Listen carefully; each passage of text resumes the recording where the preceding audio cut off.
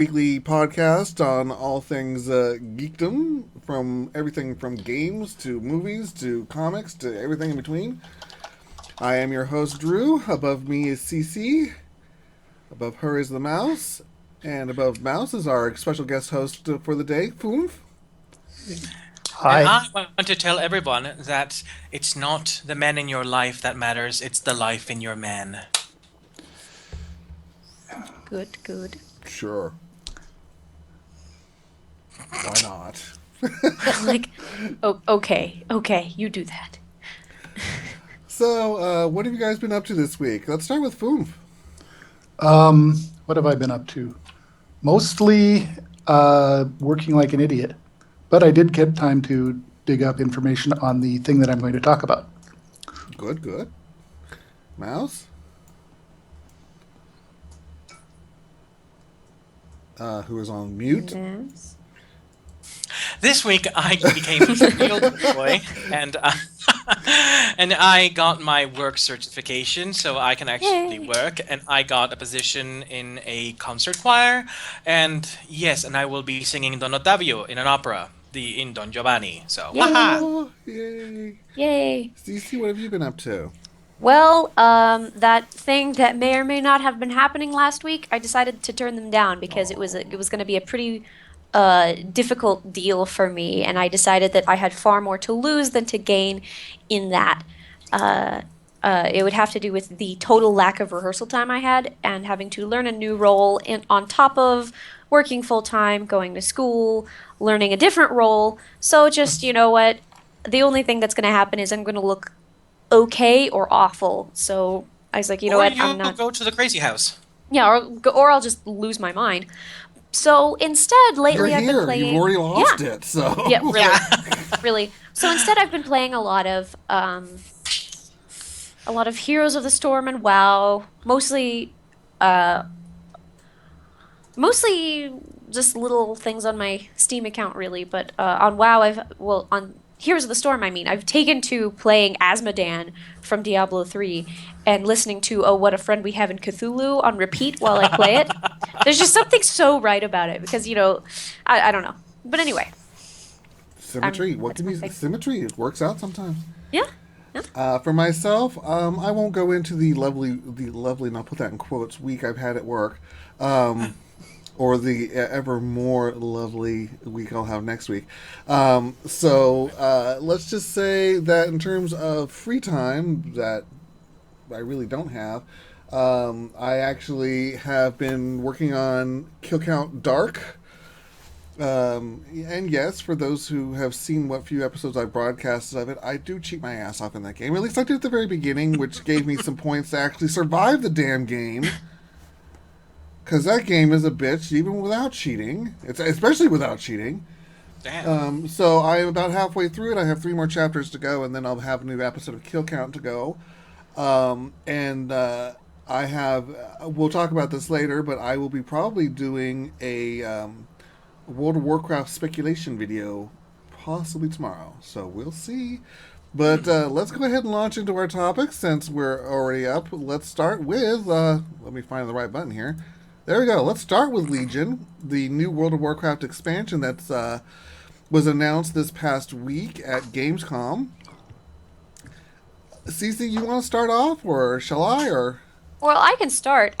First of all, for anybody who did or did not watch this broadcast, I thought the fact that they decided to announce it in front of a German audience very strange. They had translations, at least. They had translations, and it looked like most everybody there spoke English pretty well, so they seemed to actually understand what was going on. But I thought it was really strange, because anybody who's very familiar with German culture knows that it's very stoic. So when you have these Americans coming out and being like, yeah, wow, Legion, all the Germans are going, oh yes, well that sounds nice. Interesting. That looks good, yeah. That looks nice. Interesting. You don't have the screaming, and so there's a moment in the presenters' faces where they're like, you're supposed to be screaming and yelling, and like half the jokes they tell, the crowd just kind of goes, it's a joke, rather than actually Witchy American, haha. So I guess. Well, I'm just shocked that they didn't wait for a BlizzCon to announce this, because this is this is what the first expansion they've announced that wasn't at a BlizzCon. Yeah, it was really strange. Really, really strange. I'm not. If anybody knows why, please feel free to tell us in the comments because I couldn't really find an answer that satisfied me at least. Well, the only reason I could think of is because BlizzCon's occur in November, and they are expecting beta to be later this year. That's true. And if beta is in November, they can't possibly wait until then to announce it because they need people. It would have already been announced to people who are in the beta. Mm-hmm. So they had to announce it before that ever occurs. But I just think it's funny because I kind of keep a little mental Rolodex of the potential expansions because for the viewers I watch, the YouTubers I watch who talk about this extensively, they'll do the whole the top 10 potential expansions coming up, and I'm literally like, oh look, they took all of them and made one gigantic expansion out of it. Mm-hmm. I mean, we got a little South Seas, we got a little Legion invasion, we got a little of this, we got a little of that. Yeah, it's basically the X-Pack that everybody's been crying out for since Wrath of the Lich King. And that's not to say the other expansions were poorly received when they were announced or anything, but I think everybody's really excited. We finally get to see Illidan. They're announcing what's actually happening with Turalion and what's her face? What's her face? What's her face? I forget her name. Remember. I'm sorry. I have to go back. There's so much. It's only been like 16 years, so I just I remember Turalion because that's a server that I am sometimes on. So it's I like a lot of the zones they had. I was kind of disappointed because I was really hoping for what's it called, the great underground bug world. Ajol Narub. Yeah, I was hoping for that. I was hoping for Ajol Narub to be not just a raid but a zone, and I don't think we really got that. And look at what you're getting with Emerald Nightmare. You're getting another raid. You're not getting a zone. Yeah, and I think everybody wanted Emerald Nightmare to be, or the Emerald Dream, however you choose to see it.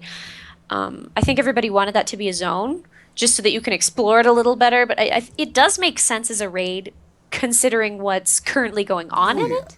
I mean, I think a lot of confusion from what I've seen from the normal reviewers is that they're confused with the timeline now because I guess a lot of the things that they have expected, like Xavius, has already been defeated according to the lore. Yeah. But now that's not necessarily true. Now we're going to have to kick his butt again in the Emerald Nightmare. But Malfurion, it's like, we have to go save Malfurion, but his ass is already out. I don't, why are we? So it's really confusing with the timeline. Yeah. I'm kind of wondering if that's why they had us go back in time in Draenor. Yeah, well, you're time travelers, so you have to do what happened. Well, yeah, so and we if have you fail, you're in trouble. Then there's this. It's real. I don't. That whole time travel thing opened a horrible Pandora's box, and because the opening cinematic with Gul'dan going into the warden's prison and doing what he did with Illidan. Mm-hmm. It's a question of, is that post-Black Temple when Illidan's already been defeated and has been recaptured, or is that pre-release? I like to think that it's going to be post-Black Temple, just because I want to see him be crazy, like as crazy as possible. But I'm a fan of things that are as crazy and demonic as possible. What a friend we have in Cthulhu.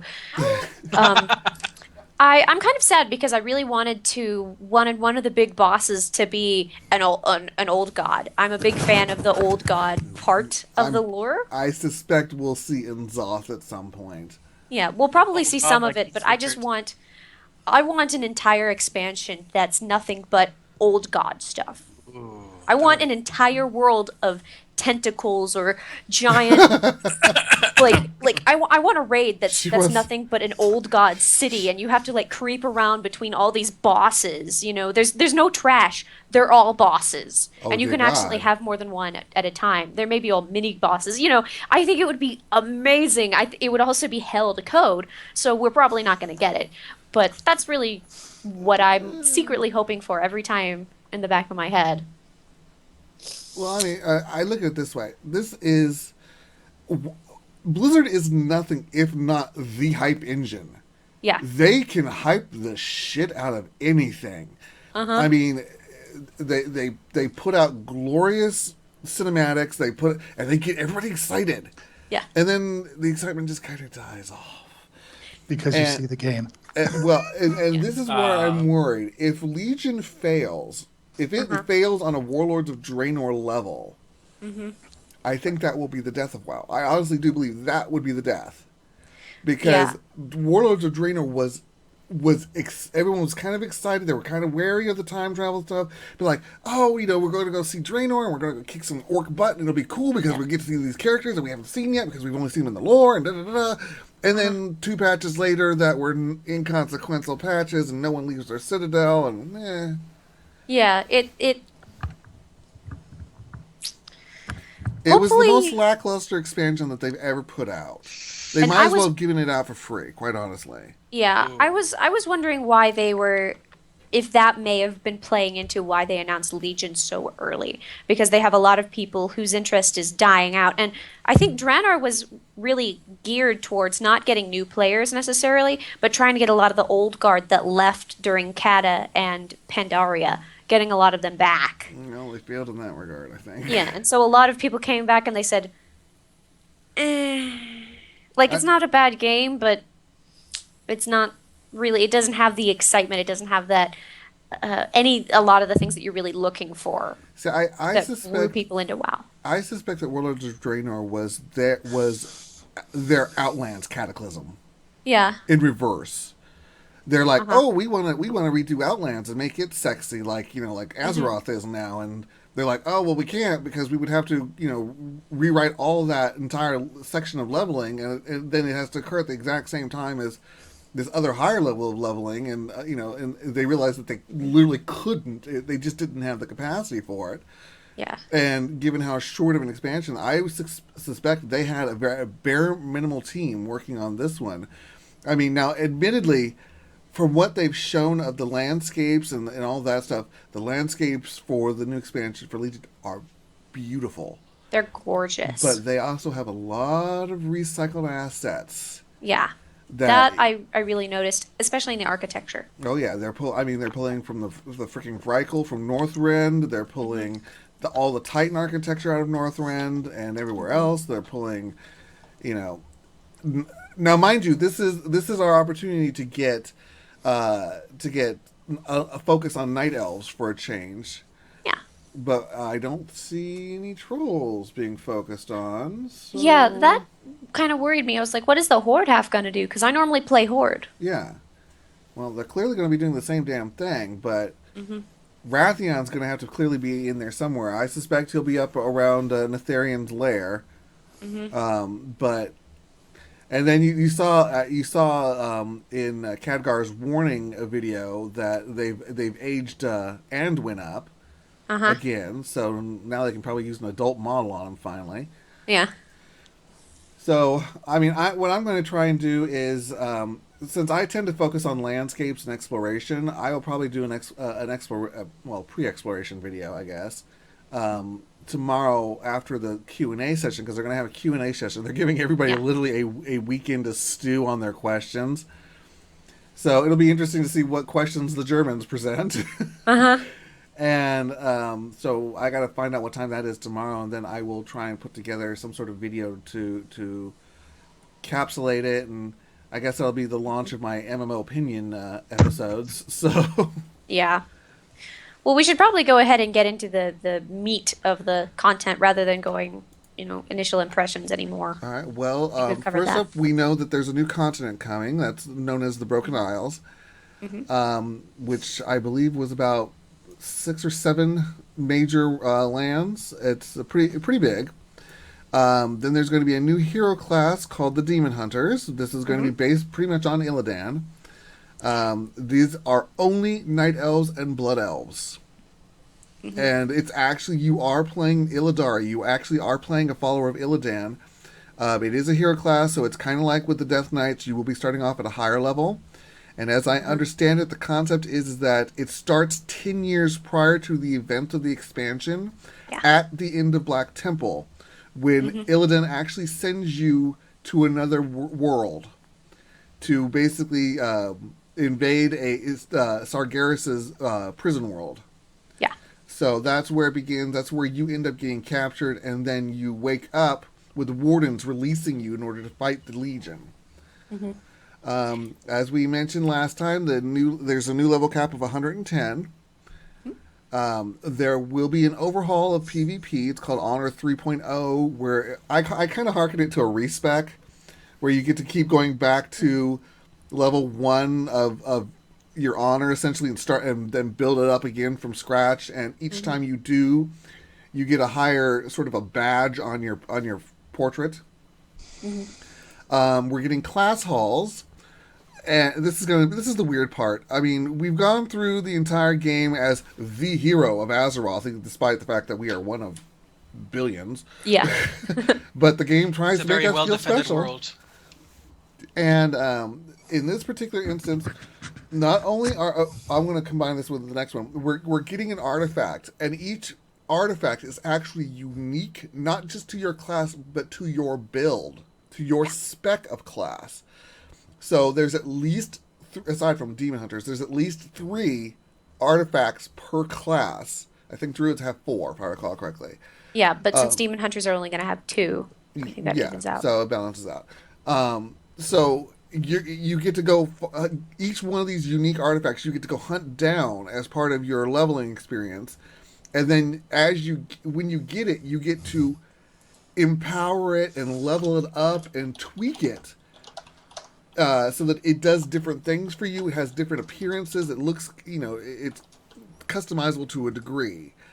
And on top of that, because you are the one who goes out and collects this artifact, because no other warlock is ever going to do that for me, because you're the one who goes out and gets this warlock artifact or whatever, you then get to found a class hall, which is basically, again, I speak for me because my main character is a warlock, a demonology warlock.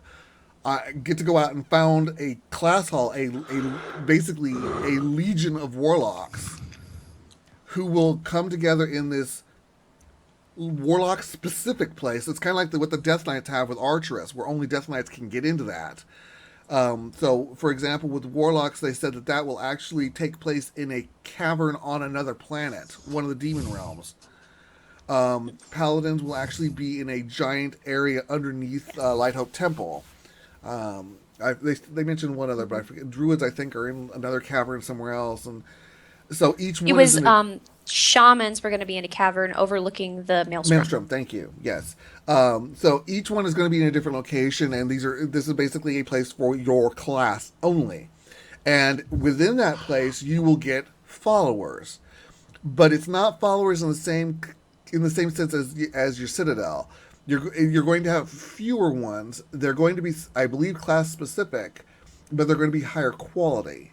Yeah. And the idea with them, they didn't want the same situation where with the fortresses or whatever you want to call them. I keep forgetting what they're called. Garrisons. Thank you, garrisons. Thesaurus just keeps clicking on. With the garrisons, they didn't want the same situation with that, where you just sit there and send your minions out and they go do the things. Yeah, you log on for 5 minutes, send them out, and log off. Then log off and come back, and then they're done. In this particular instance, you're going to basically assign the tasks. The people will go out, will complete the tasks, which will then enable you to do something. Yeah. And that's the premise there. And as we mentioned, this is the return of Illidan Stormrage, so we don't know if we're going to be fighting him, if we're going to be doing whatever, but I do recall, I believe Chris Metzen saying at one point that he believes it very strongly in a good redemption story. Yeah. And let's be honest, of all characters who need a redemption story, it's Illidan. Yeah. So it could be that he turns out to be a good guy at the end. It could be, I don't know what. But they basically said this is the largest invasion of the Burning Legion ever. It is larger than the War of the Ancients. Basically, the way they phrased it, and they kind of tied this into the artifact discussion, when we start off, we're going to basically, I assume there's going to be a pre-expansion patch, so I guess an unofficial 6.3. So there'll be that will basically launch the events, but when we wake up, it will be in a world of flame. Yeah. So basically, we're going to start this off having lost. I'm excited about that because I like it when the world utterly gets destroyed. When we don't, I like it when good doesn't win. And I know that sounds really strange. That's not because deep down I'm evil. And don't get me wrong, deep down I am evil. But it's Right Okay, on, but right that's- on. that's not that manifesting. It's that everybody, the good guys always win. In all these stories, it's a staple of just the hero, the tale of a hero. So I love it when we don't win. When we come back and we discover that our work has been in vain. I love that heartbreak, that utter sorrow that exists there. That's why I'm an opera singer, really, because I like it when bad things happen. You just like dying. Yeah, that's true. Well, I mean, Singing to death. I mean, they say with the artifacts that we will be wielding the artifacts of those we've lost and those who have lost hope. Yeah. So there's an implication that we're going to be losing, presumably dying with death, several of the major NPCs who have been joining us all this time, or they will basically be abandoning all hope. Ye who enter here concept. Looking, I don't have it up here, but from what I recall of the Anduin post, it had something to do with he realized he's been doing diplomacy and everything, and in this particular instance, he's come across an enemy who has no diplomacy, who is unwilling to negotiate. And this is intended. They say that this is basically intended to push him to become the leader of the light. And it basically it implies just the way it was phrased. And I have to, like I said, I have to go back and reread it, and I may do who knows, maybe I'll do a lore video. I don't know. That'll be a lot of work though. Yeah. But it kind of implies that Varian may die. Yeah. And in which case, yes, thank God. Hate Varian, hate him. And I know I'm in the minority. A lot of people hate Anduin. I prefer Anduin over Varian, but who knows? So, have we kind of ripped this one to shreds, and we're still on topic one? Can I spend just a tiny, go ahead. this is just a little bit, PvP, I think it's good that they're overhauling the system. A lot of people have not been happy with PvP in the last couple of X packs. They feel like there's not enough emphasis given to it. I, for one, am really frustrated with PvP on Draenor because you can't PvP with your friends. You just get sent into different instances. Yeah, so there's no point. I don't PvP in this game because I can't PvP with the people I normally play with, so why bother? There's no point whatsoever. Yeah, unfortunately, I can't speak to PvP because I don't do it. So Yeah. The Demon Hunters look good, although are they gonna, on the Horde side, are they gonna be Blood Elves or Blood Elves. are they gonna be High Elves? Blood Elves. Blood Elves? Okay. Okay. Yeah. All right. I find it funny though. I wanted to say I find it funny. You can tell from the last 30 minutes who on this team plays MMOs and which of us do not play MMOs. Uh-huh. Well, it's like when you guys talk about comic books. I'm like, I understand what you're saying. I love that we have like all of these, like, we cover all specialties in our. Yeah. Well, We're that on and the some of us don't play WoW anymore. Yeah. Well, I'm going to shut my big mouth and let's go on to the next topic, which is Aurion, Legacy of the Kori-Odan. Before we do that, I have an announcement. You do. Since we're moving on to the Kickstarter area, last week I talked about SWAT Cats Revolution starting their Kickstarter and how they were looking for $50,000. Well, they are now at $99,000. Slackers. They're $10,000 away from having the production of a 2-minute animation teaser to establish the new look of the series. And they still have 13 days to go, so good job, Tremblay Brothers. I am looking forward to the return of the SWAT Cats.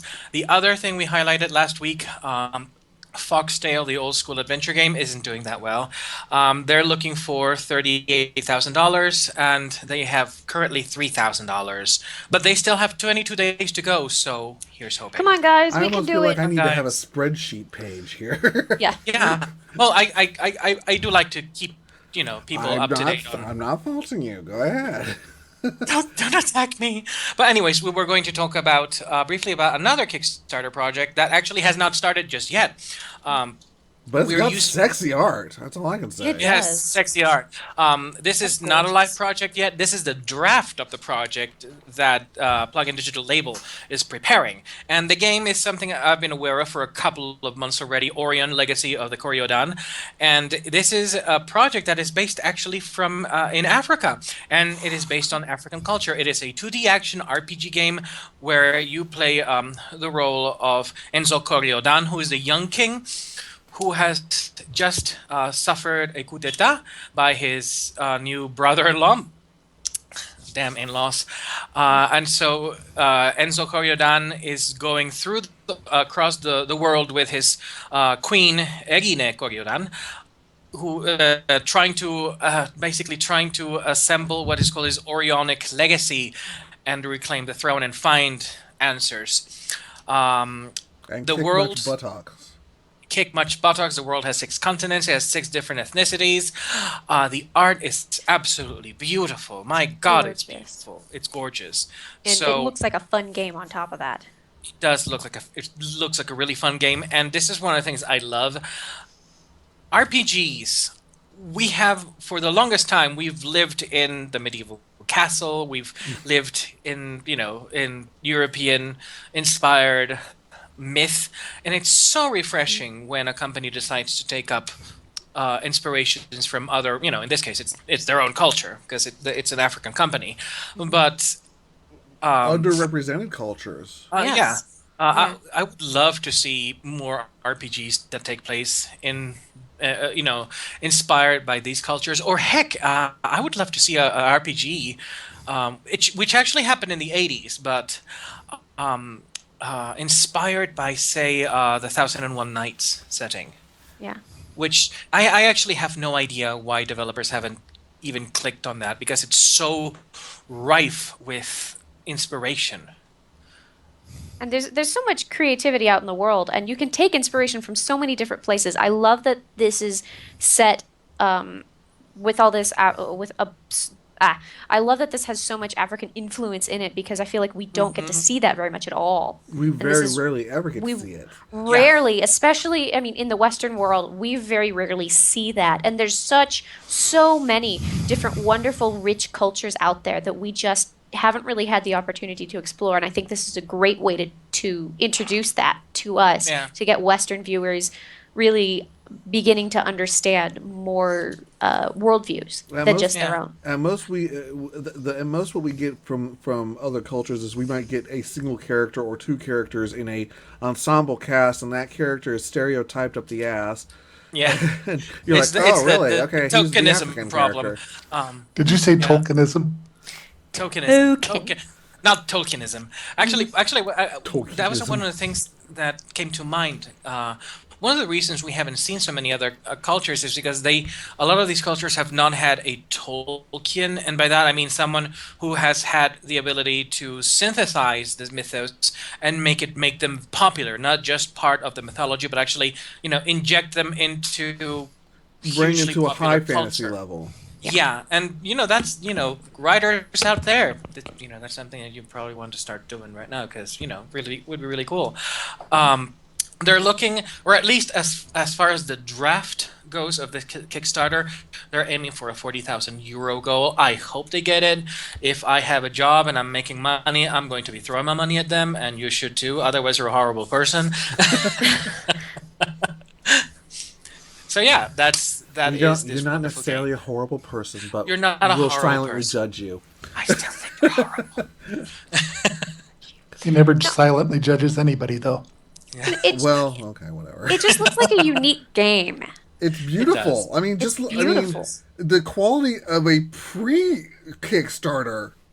I mean, Yeah. this is just literally just one picture that I cropped out for this thing, and I'm like going, crap. They got all these different characters, and they're all gorgeous and male, female, and all this, and I'm like, wow. I don't even know what pictures to grab. So. Yeah. Yeah. Interestingly enough, I noticed that like half of the cast is wearing like spandex shorts under their clothes. I'm like, okay, I Welcome- guess they're like very, very advanced textile. Yeah. industry. Welcome to Wakanda. What can I say? That's true. Shall we move on? Yeah. Let us move on to another quirky game.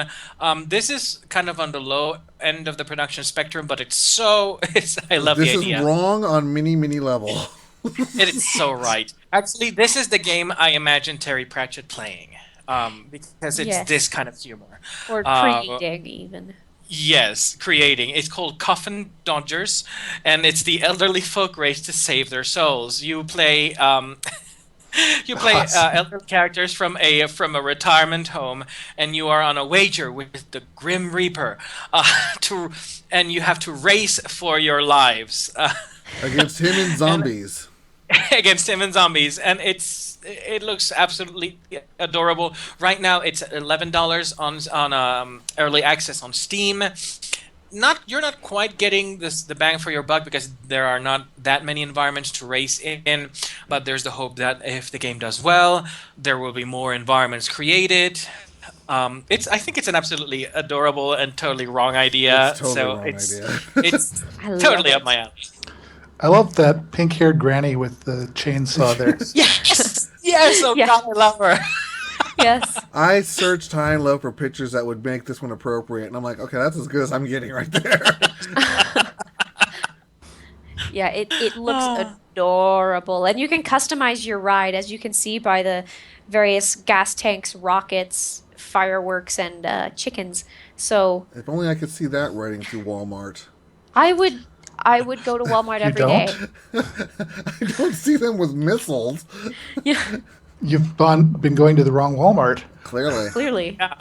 So the game has it has the story mode, which right now is not all that long, but you also have the local races and multiplayer and online multiplayer races too, and that's the kind of game that people are saying that this is the kind of game that would really do well in a party game. So it definitely would. It's your Mario Kart with morbid humor, for crying out It is loud. Mario Kart with humor. I love it. It's Mario Kart for people who are tired of giving money to Nintendo. Yeah. It's I don't Mario like it very Kart for much. people who actually want to be able to stream their games. Yeah. So going from one wrong topic to another. Manos, the hands of Hands fate. of Fate. They're making a video game. They've made a Manos video. the Hands of Fate is known as arguably one of the worst movies ever made. I mean, if you're familiar with Mystery Science Theater Planet 3000, they have a thing where they have to watch a terrible movie all the way through, and if they leave the room, they will die. This is the one movie in which the guys actually try to leave the room. It is so bad. I think it's something like the first 20 minutes or so is just driving along an empty landscape, and all you see is just desert. Nothing Which but is that. very It's weird so because bad. where they filmed it was Indiana. I know. It takes talent to find that. So half of Manos, the Hands of Fate is driving through Kansas. Driving, Yeah. driving, It's driving so Joel. so bad. It's so bad. So the fact that they're making a video that some little company has is- decided to make a video game for it is infinitely funny to me. A scary little But 8-bit not video game on just- top of yeah. it. Yeah, not just a video game. Remember back in the day when you used to play games on your NES in the 80s, and you had games where every single creature on the This screen is a being Game Boy type game, as far as I'm yeah, concerned. where every single creature on the screen was trying to get you. That is Manos, the Hands of Fate, and it's freaking adorable. You can get it on Steam, the director's cut too, and it has all sorts of little in jokes. Like in the graveyard, you actually run across Morticia and Fester from the Addams Family. Oh, of course. And it's absolutely hilarious. They use actual dialogue from the movie, It actually, Wow. here and there. It looks wonderful. It's got a little cute pictures little of thing. the dude with the hands on his cape and all that. Yeah. And I think And they're it's trying to $4.99 get it- on Steam, so there's Oh, no it is on reason Steam why now. you shouldn't get it. Yeah, Only it's $4.99? $4.99 on Steam. $4.99 on Steam. There's no reason why you shouldn't get it. It's just beautiful. It's Okay. disturbing. Last time I checked, they were still trying to get greenlit on Steam. So Oh no, it there now. It should It's be, there. yeah, Okay. I think I saw Okay. it was greenlit. So shall Okay. we move on to the next? Yes. What is next? Next up is Iconoclasts. Oh, yes. We have more news about Iconoclasts. See, I have been aware of this game ever since they released an alpha beta demo in 2011. And I have been pining for this game for the longest time because the alpha, beta, gamma demo was so good. It has taken him 4 years to finish this game. This is the endeavor of one single person, and it's freaking beautiful. And he is porting it. This is the name of the developer is Joachim Sandberg, also known as Konjak. So it's like Kojak but with an N. And he's been developing it since 2010, so it's 5 years. And he is bringing it to the PS4 and PS Vita as well. This is kind of like it's a shoot 'em up with puzzles and adventure elements. It's really, really quite fantastic, and the world is beautiful. The art is beautiful, and it's so awe-inspiring to see that this is the work of one man. Kind of like I don't know if you know the game Dust on Steam. Yeah. Elysian Yeah. Tale. An Elysian Yeah, Tale. the Elysian Tale, which is again, it's awe-inspiring. It's like it's like a Don Bluth cartoon became a platformer, and that was the work of one man as well. So if this comes out, I think I'll be able to die happy. Promises. If this is all that it takes to get you to die happy, I mean, Well, I'm like, simple pessimist. you got low ambitions, my friend. Well, I have two things actually, I have one thing that will ensure that I will live forever because I only have two things that will require me to die happy. One is this game coming out, and two, the Teen Titans comic actually being good again. Oh, So man. We'll have to chat I'm up gonna with live. Marv I'm gonna Wolfman. live forever. We're gonna chat with Marv Wolfman at some point, maybe. Maybe. That would be good. It's like he'll sit down and Marv, Please, what can you do? Can you help? Can please? you fix this? Marv, Please. could you just write something else like a fan fiction for Mal so he could die happy? Yeah. Otherwise, I'm gonna live forever. Fame, I'm gonna live forever. Anyways, So back on that's it for the Iconoclasts. iconoclast thing, the one thing that I've been noticing from this picture is that the trees have square fruit, which means Yes. that this is where you get red Jello, because red Jello is always served in. Oh my god. I always thought they were ring pops, so it's a ring pop tree. That could be true. So, moving on Here. from games to hardware. This was something that Foomf actually brought up about 2 weeks ago, or last week. I forget when you brought it up. 2 No, weeks it was ago. last week, or whatever. Foomf, Anyway. take it. This is all yours. Okay, so for those of you who have never heard the phrase Ouya outside of rude Swahili or people going out drinking, the Ouya was a microconsole that was written as was developed as an Android gaming platform. It was Kickstartered. It was a very successful Kickstarter. See if I can find the info here. I'm relying heavily on the Wikipedia page because why not? I don't rely heavily on things like that. It started out, it finished its Kickstarter on August 9th, 2012, with $8,596,475, 904% of goal. Yeah. At that time, it was the fifth highest earner in the website's history. That was pretty impressive, and I was kind of happy to get one. And then I got it. Oh dear. And Dun dun dun. yeah, see, the problems began with assumptions made by the developer, head developer, which was the CEO of Boxer 8, Julie Ehrman. And there were some issues.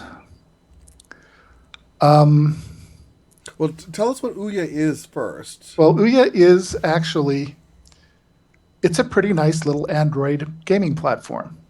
So to use it, you hook up your power and hook it to your TV. And it has controllers that look vaguely like an Xbox controller, but a little bit different. And instead of the ABXY thing, they have OUYA on it. That's Clever. But it's very typical. And it's kind of a slick device. They had some production problems at first, but when they got them out to users, they were good. So they the thing was based on a NVIDIA Tegra graphics plus an ARM Cortex A9 MP core, which is one of the better ARM things. It was about a high-end phone in 2010. And it had Android 4.1 Jelly Bean with a custom launcher. The wireless controllers could be recharged as well. So here's you could fill them with rechargeable batteries, that is. Where am I on this? They had an interesting problem with developing this thing. It was intended to be a platform where all the Android developers would put games on it. They didn't actually have their own game development group. Oh. But they did have a lot of people interested in it, and they thought one of their pushing points in the Kickstarter was all games are going to be free. That went away. Especially when they started charging you to be a developer. Not to be a developer, but to be listed on their store.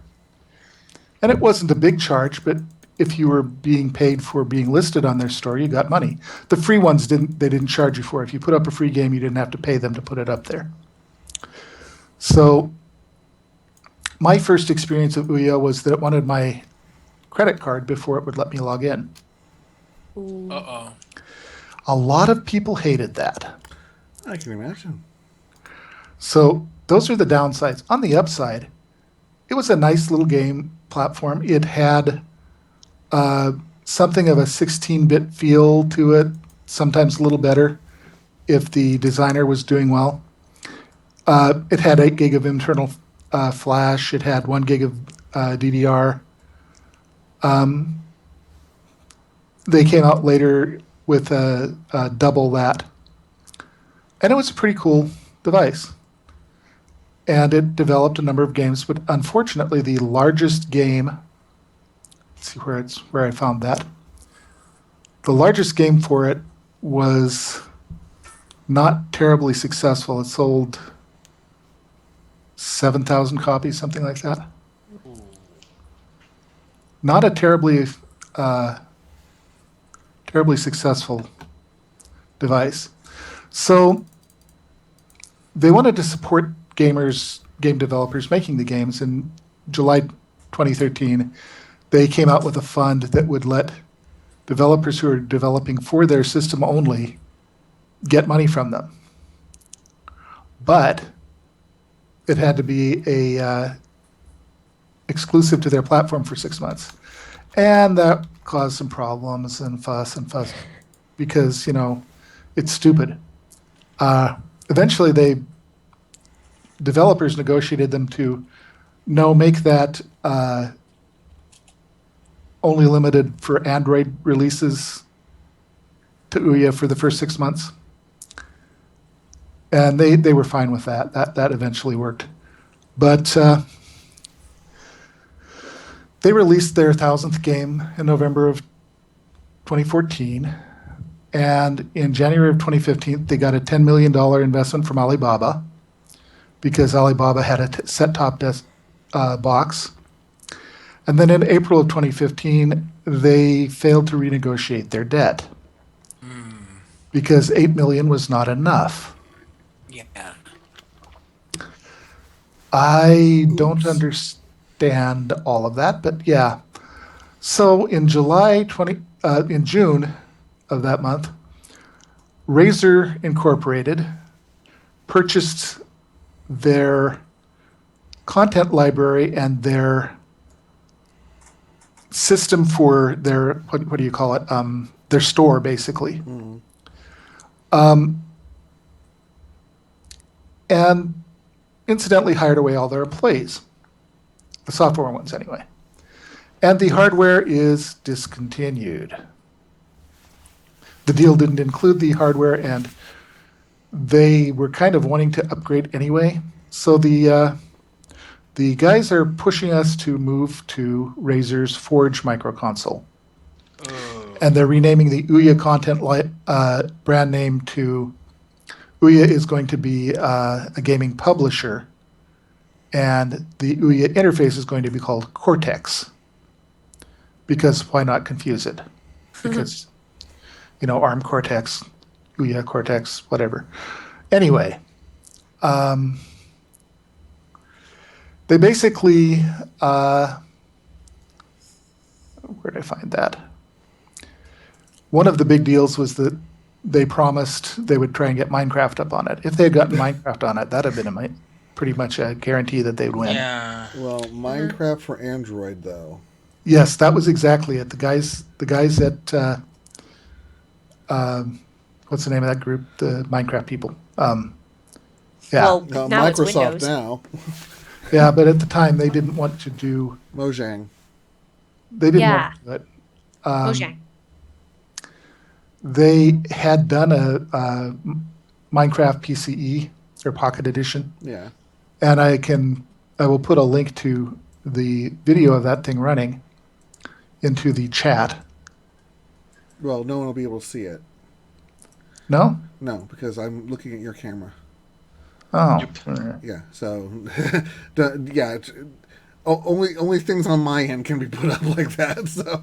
Well, I'm referring to the chat here in the conversation. Oh, if you're going to put up a link, that's a different. That's a different Yes. matter. Yeah, the side chat. So there's an Ouya forum at, strangely enough, ouyaforum.com, Ironic. where they discuss this, and there's a great deal of thrashing and complaining, as in all forums, followed by recognition that it's been purchased, and then followed by some Q&A. And the actual head of Razer, CEO of Razer, got onto forums and did an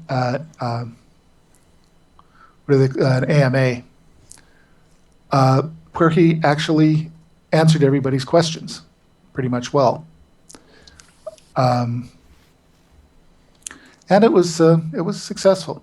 So now Ouya is going to be supplanted by the Razer Forge TV, which is for sale for $99, the same price as the Of Ouya. course. Damn And you early adopters. Damn you all. and of course the $99 device is also you have to buy a controller as well.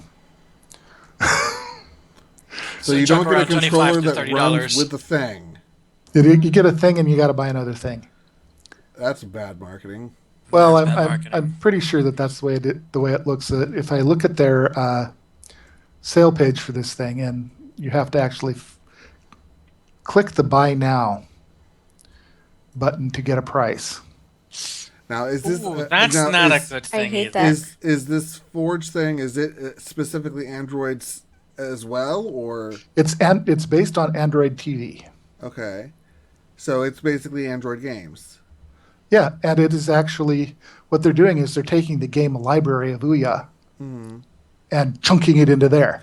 See, and this harkens back to my original complaint with Ouya, is that you have a console. It's cute, but it's a console that is attempting to compete with phones and iPads. Except that phones and iPads don't work on your television. But they And that was the can. goal. That was the goal with the Ouya. What the Ouya people were saying is, we used to really do all these cool things like Link and all these other guys on our TVs.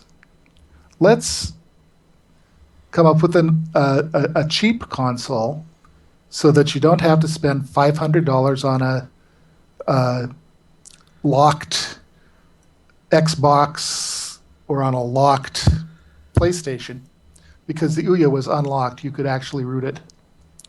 Right. And they would sell it to you pre-rooted for another $10. Basically, you could do whatever you wanted with them.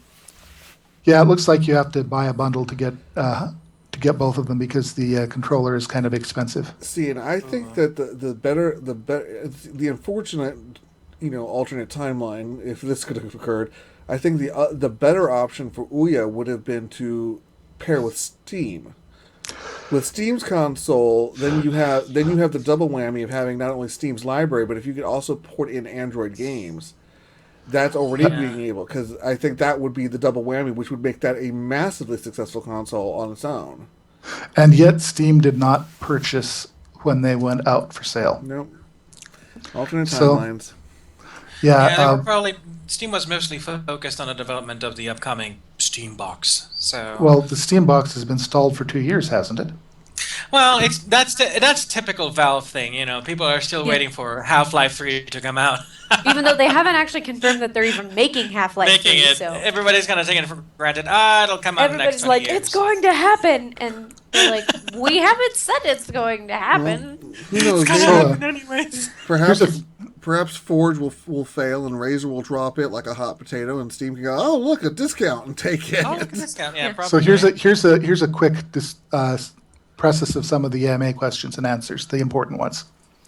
What discount will be offered for Forge TV bundle and standalone? Answer from the CEO of Razer. We'll be announcing that when the integration of Ouya's platform, to be renamed as Cortex TV, is ready on the Forge TV, which will be sometime in Q4 2015. And then the all-important, will devs be paid what they are currently owed for game sales? Ooh. Yes. Yes, yes. Yes. What they're currently owed. They're owed nothing. Actually, the people who put games on the platform and which have been selling haven't been paid because the company was in transition. Ooh. So people are owed money, and Well, they're old. Razer- That's the joke I'm saying, is that they're owed money under the old contract, but as far as Razer's concerned, they're not owed anything. So we'll pay them Wizard exactly what not they're owes them owed. anything. well, actually, that's the thing is that Razer aren't assholes. Yeah. Yeah, that's mighty decent of them.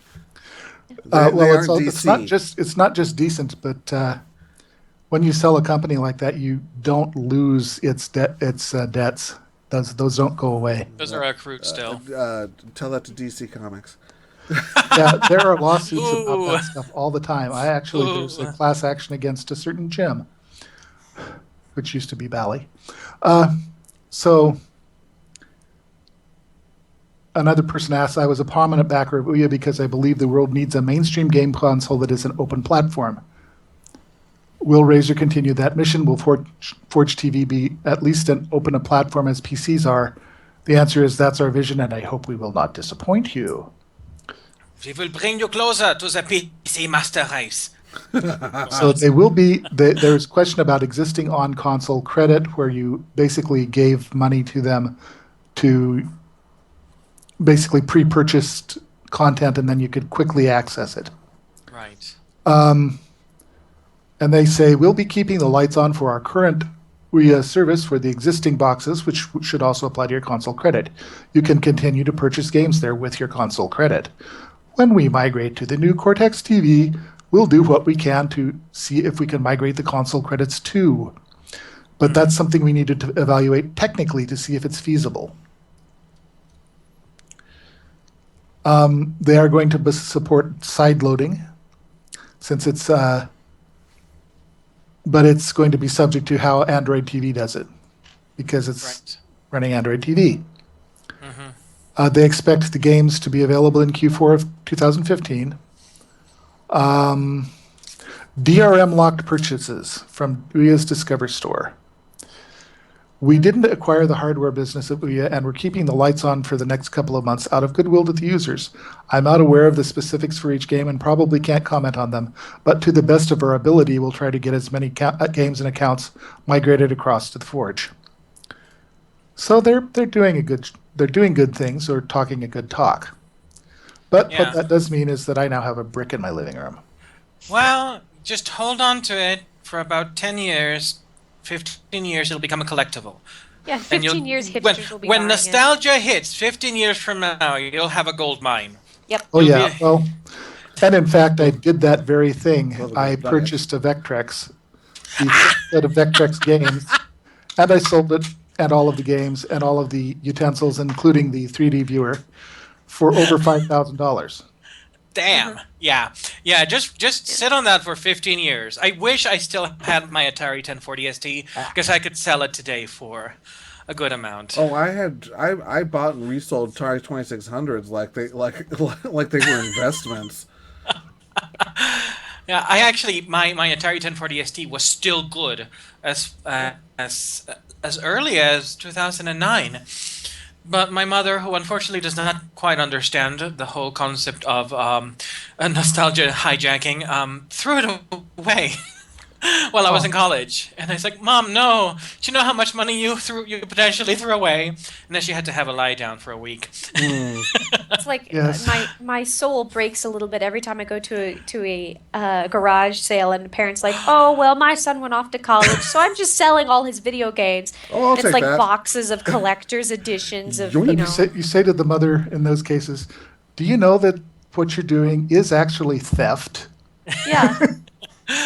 Like my mother, I used to have a full run of the original Ninja Turtles comics, including City at War, complete, and she didn't even sell them. She threw them away when I went to college.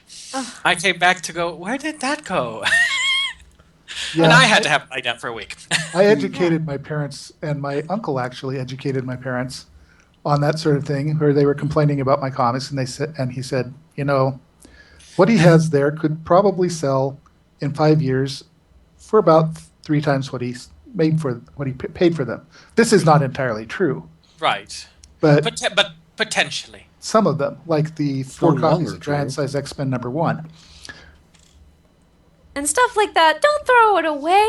Don't throw it away without that person's knowledge. Well, I mean, come on. It's actually useful. as And not long only as, that, it's even if you need the space, it's not yours. Yeah. As long as we're moving on to comics, let's go ahead and move on to comics. Yes. Okay, Yes. So first up is Manos, you brought this up. Archie is Archie. actually in the Archie Top reboot. 10. Top When 10. was the last time you heard this? Archie actually debuted as one of the top 10 selling comics in July 2015. Number 7 to be exact. Yes, number 7 to be exact. Thanks to the efforts of Mark Wade's writing and Fiona Staples' gorgeous art, and they delivered one hell of a number 1, which actually made me interested in Archie for the first time in 20 years. that's good art. So it's gorgeous Freaking art. awesome art I'm is like, what it is. I want to go up to Fiona Staples and say, can you draw Grinners and Losers for me forever? I'll pay you peanuts because I can't pay much. Literally peanuts. Peanuts. So among the other titans that dominated the first 10 slots, well, it's mostly Marvel, actually. Well, it's almost all Marvel.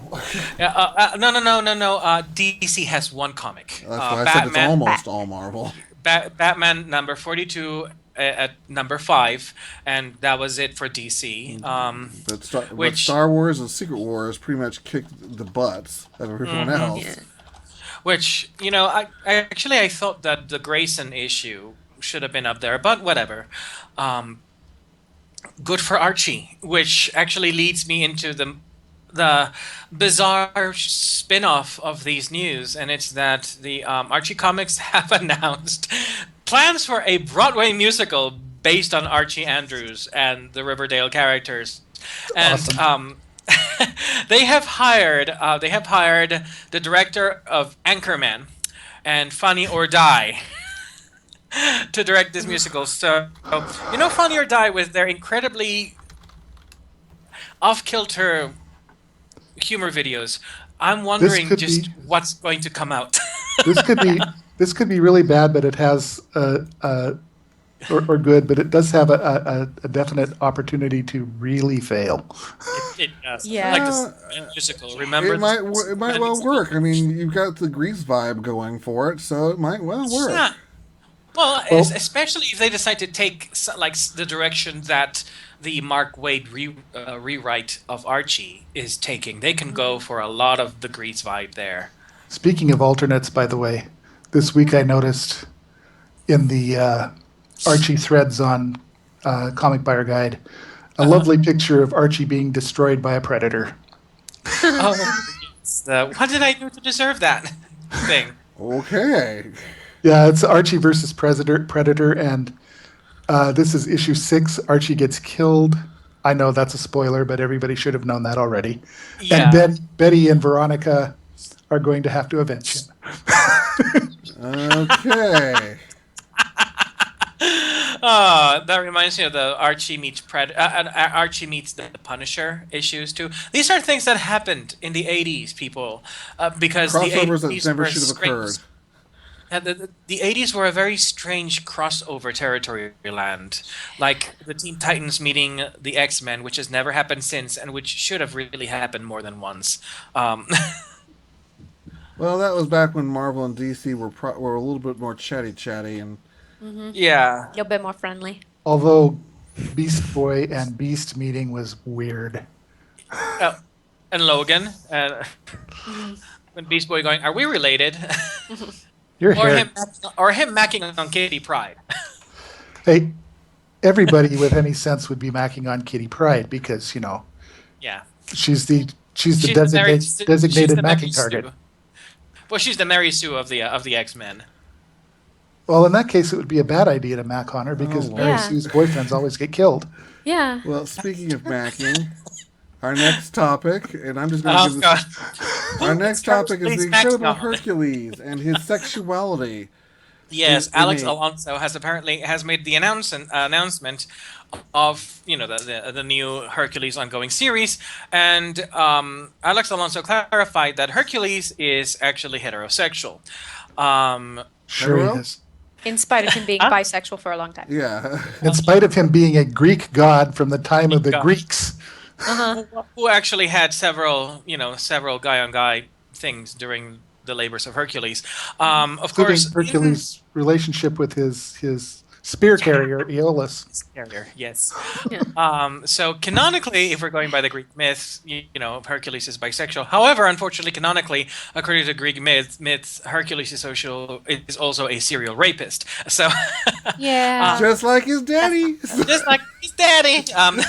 Those It Greeks. runs The in the sexual family. proclivities of Zeus. Who would Now, put there's it in a comic.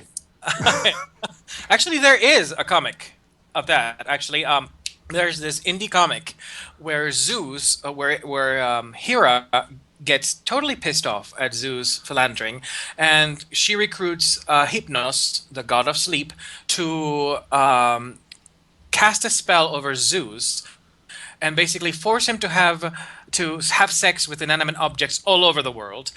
And because those objects receive the divine seed of Zeus, they become inanimate and then demigods.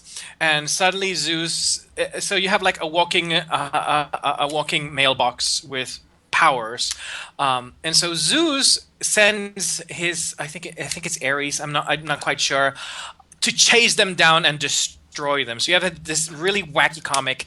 I never got into it because the art is not to my taste. It's actually kind of headachy inducing. There's a lot of yellow in it, which just looks terrible.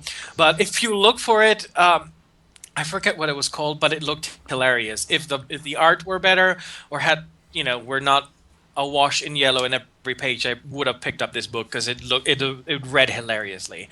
It's a black and white design with color for emphasis rather than for depiction. Yeah. However, the Hercules' bisexuality in the Marvel universe goes back to the Fall of an Avenger #1.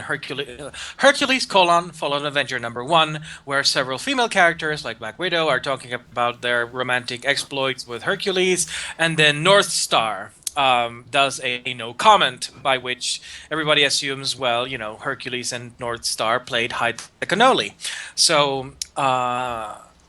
But now apparently Alex Alonso says no, Hercules has been straight all along. So I guess Sure he has. North Star and Hercules just had a bro job.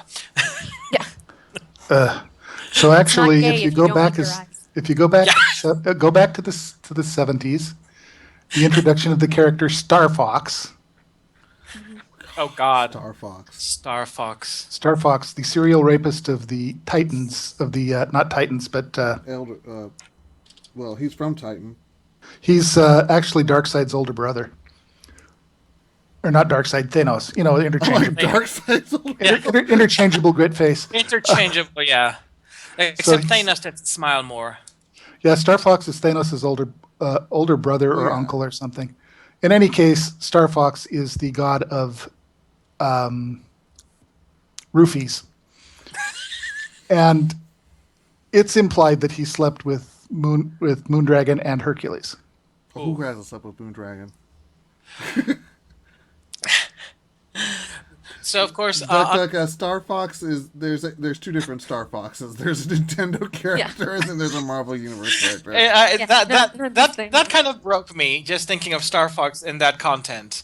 Yeah. The whole dual barrel roll just goes in a weird direction for me. What would make him useful? He isn't useful as a character otherwise. Well, that's why we haven't seen him in forever. Well, yeah, that and that some people recognized that he was kind of creepy. Kinda. We're just gonna pretend that hero doesn't exist. Yeah, he Well, never- I mean, they've kind of wiped the slate clean of all Titans except for Thanos. So Yeah. So of course, people are criticizing Marvel for this, especially because they say that Marvel does not have any comics right now that are fronted by gay characters, unlike currently DC, which is currently running the Midnighter series, which they don't have characters. They don't have. They're getting freaking Avengers well, what with Sorry. Wicked and Hulkling. Well, yeah, but we're not seeing them right now. They're actually starting in the new team that's formed by Sunspot. Uncanny Avengers or whatever the hell it is. Yeah. It's AIM something or other. The art doesn't look very good, so I'm not that. Also, the enthused. question is, are Wiccan and Hulkling even going to be gay in that one? Because who knows? Because of Secret War retconning, maybe. We'll see. We'll see. I can't imagine they would undo that one. Although I always felt that Teddy can do better than Billy. Yeah, except Judgment. that Billy is his whiner. own. He's Billy a is whiny his own Mary Sue. Yeah. Billy is his own Mary Sue, and He Teddy is his Mary Sue boyfriend. Marries her boyfriend, but he doesn't die because he's a so that's the controversy surrounding Hercules right now. Any comments on that? Yeah, who cares? Good choice. I honestly have never cared about Hercules in the Marvel universe ever. I don't care where Hercules shoves his sword. I really don't. He can put it in any sheath he wants. I really just don't care. I'm really sad about the depiction you see of Hercules there. All that's left of the Nemean lion is that stupid headpiece and that stupid belt he wears over his shoulder. Well, it's been how many hundred years? You got moths. Invulnerable. Well, you can have invulnerable moths too. So I suppose it was space moths. space moths. That's it. It's called the retcon. Retcon can do anything. Retcon is indestructible on ways we cannot imagine. It's funny to me that they felt the need to say Hercules is straight. Like, Well, I think Damn it. why? there was a What? question. I believe Alonso was asked a question at the panel, which is, and he's also been a little bit. He's been a bit of a dick. I can understand why though, but he's been a bit of a dick after this whole brouhaha boiled over. He started tweeting pictures to kind of mock fans who got upset that Hercules was no longer batting for both teams. Which included that really badly written scene from Bendis' X-Men when Jean Grey basically outs Iceman by going into his head and going, Bobby, you're gay. But instead, he replaced Hercules panels with the Bobby panels. I mean, the other way around. And it was like, what are you saying, Jean? You're straight on Twitter, which I thought, Clever dick So- move. clever dick move. He's kind of riding the wave of of dickery right now. I was like, I think somebody could take Hercules' relationship with Amadeus Cho and take it in completely the wrong direction. So, Well, would that be the wrong direction? It would be the typical Greek direction. I mean, the guy is. it would be very very my Greek. young male companion and I are just journeying together, of course. Unless you were in Sparta, they didn't go for that because they thought that made the Athenians weak. Well, yes and no. Yeah. We could discuss They that were- offline. Well, Yeah. this is not Sparta, so It's no God. Don't go there. Don't go there. Okay, I already moving went on. there. We have no well to kick people into. Moving Before on. this, Moving yeah. Let's go to television. Television and the glory that is Guardians of the Galaxy and the magic that is Disney. I saw the trailer. I have been looking at all of the little snippets that they have been releasing, and oh my God, I wish I had Disney DX channel because I want to see this cartoon. It looks so gorgeous. And it's going to be almost impossible to get because they're going to be fighting it viciously when it starts appearing on the sidebands. Exactly. Take down, take down, take down. But honestly, I got the I Disney XD on my side. I do not mind throwing my money at Disney for this. It's like, no, I want this. Make more of this, please. Well, you know what they'll do eventually is they'll make the compilation on DVD or whatnot. So hey, These are gonna sell like hotcakes too. Well, and they're going to release it to Netflix eventually. Yes, True. that too. And I just love the animation style, and it's very fitting for the Guardians of the Galaxy, especially with the way the movie opened. It has a distinctly 80s cartoon feel to it, without going to the ridiculous levels of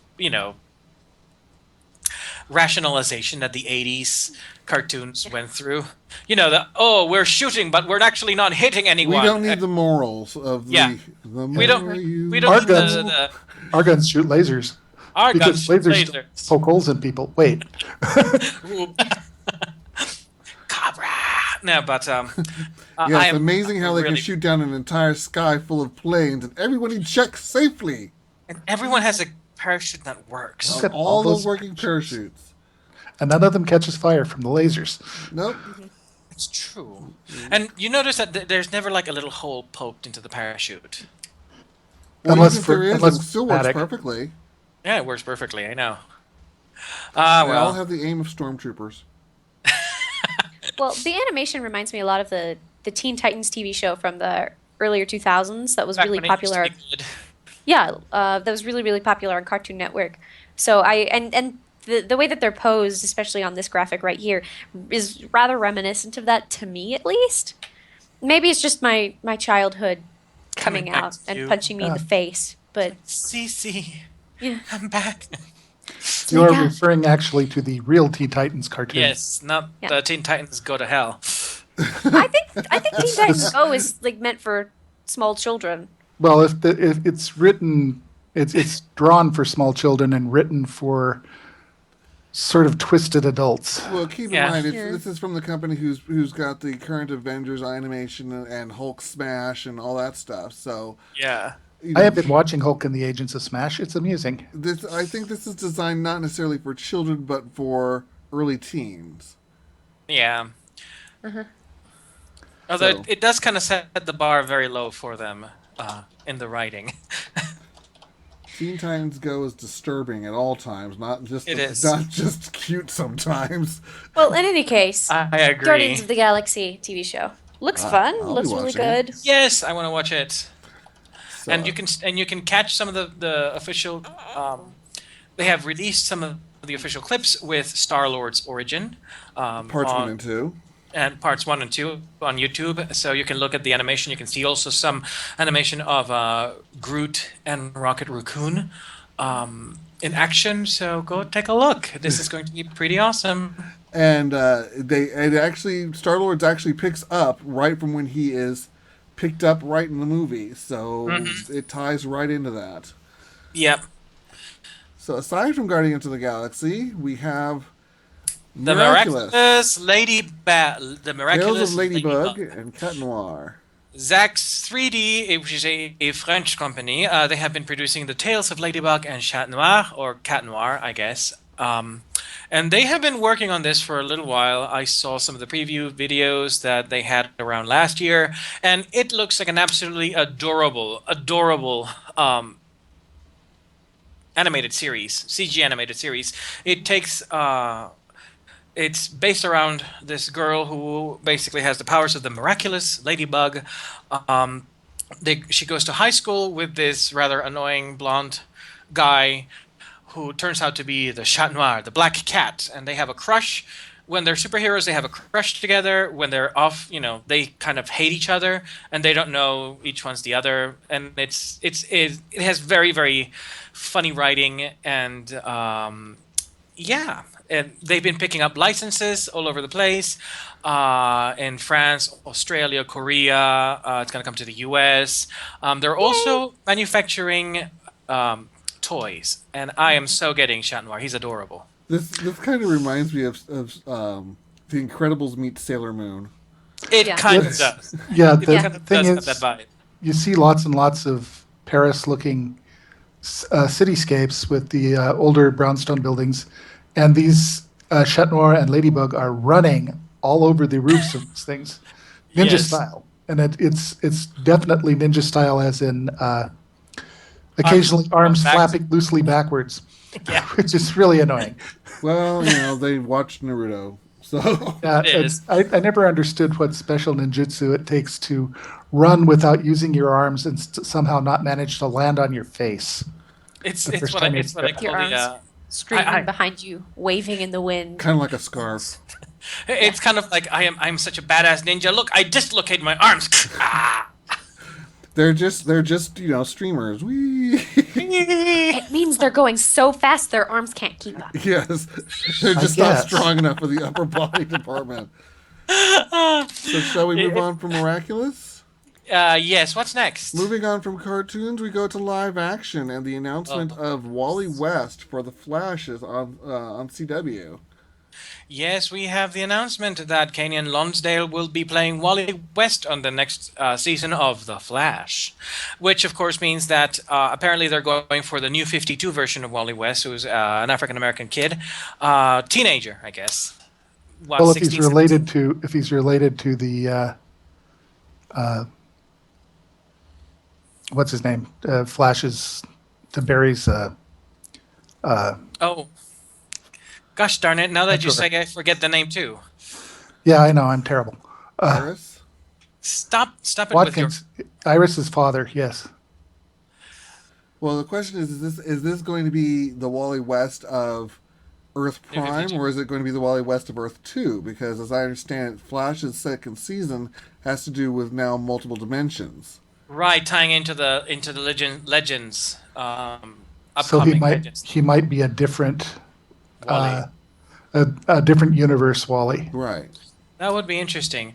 Now, as far as Kenyon Lonsdale, for those of you who don't know who he is an Australian actor, dancer, and singer. He played the role of Oli in the ABC television series Dance Academy, and oh god, how do you pronounce his name? Ouya? Yeah, Ouya in the Divergent series Insurgent. So it'll be interesting. Flash is this is one of those things I've wanted to watch, but every time I get down to watch, I'm like, I'd have to start at the beginning, and I don't wanna. Well, you really need to start from Arrow if you're going to start watching Yeah, Flash. that makes it even less likely that I want to watch it. I actually Now, this enjoyed is Arrow. Like the first season is super campy, but it's a lot of fun. Well, okay, not campy so much. It's not great, but it's a lot of fun. And then as the second season goes on, it gets a lot more like, oh man, I'm actually really into this TV show. I didn't expect to be this into the TV show. But Maybe I don't know when I'll. I And recommend see- it. Speaking of Arrow, Yeah, speaking of Arrow, the weirdest crossover ever. the weirdest crossover ever. So, for those of you who follow WWE, Oh my God. wrestling, No, please no. Stardust, who is of course Cody Runnels, has been calling out Arrow star Stephen Amell to come and face him on the ring. And I have to say this: I adore Stardust because he is such a ham, and he clearly enjoys just chewing the scenery all over the goddamn place. Well, he's the modern version of Gold Dust. So He's the modern version of Goldust, and I love him for it. And Amel which dates me and tells you when I stopped watching WWE. I believe he's actually related to him too. Yeah. Yeah, he is. So Amel has actually accepted, and he will appear in 2 days' time on August 10th at 7 Central on USA Network. We don't know if he's going to appear as just Stephen Amell or if he is going to actually appear in costume. He has done several publicity stunts dressed as Arrow already, so if Arrow fights Stardust, I usually don't watch wrestling, but I might just tune in just to see what kind of ridiculousness is going to happen. Oh, I'm not even. Let's hope for a going boxing to. glove Arrow. I'm looking forward to it. You know, if you ever watch the Arrow TV show, he does his own like super powered stunts. If you see him doing the ladder thing where you just have a bar and you basically kind of jump in midair and you throw the bar up on a higher thing and you pull it up and pull it up. Any of those things where he's like doing pull-ups 20 feet off the ground, that's actually him. Nice. That's called a salmon ladder. Yeah, thank you. Yeah, he does that. He does all of those things, all these crazy hard physical things. And keep in mind, when you're shooting a TV show, you have a bunch of different takes. So he's doing this over and over and over again. So I'm actually not that surprised that he would show up in WWE. It's like, he's actually, very physically capable of a lot of things. And that's not to say that WWE isn't completely staged. But but I think he won't look ridiculous compared to the others. How about that? I think he'll fit in pretty well. Professional wrestling is an athletic performance. It is. So he will. I feel like that's something he could do and do very well, considering how many stunts he does for Arrow. It's probably just like, oh, it's the same thing but live. Oh wait, I only have to do it once. Nice. Nice. Well, they do sometimes do those multiple times also. Oh. So moving Well, on from Arrow, we have some TV-related, sort of TV-adjacent news. Science Nichelle fiction-related Nichols, news. The amazing Nichelle Nichols. who I complained that when I was doing this graphic, I felt the need to add some sort of sparkles because Nichelle Nichols is one of those people who just necessitates sparkles and glow. But Mouse, take it. Run with it.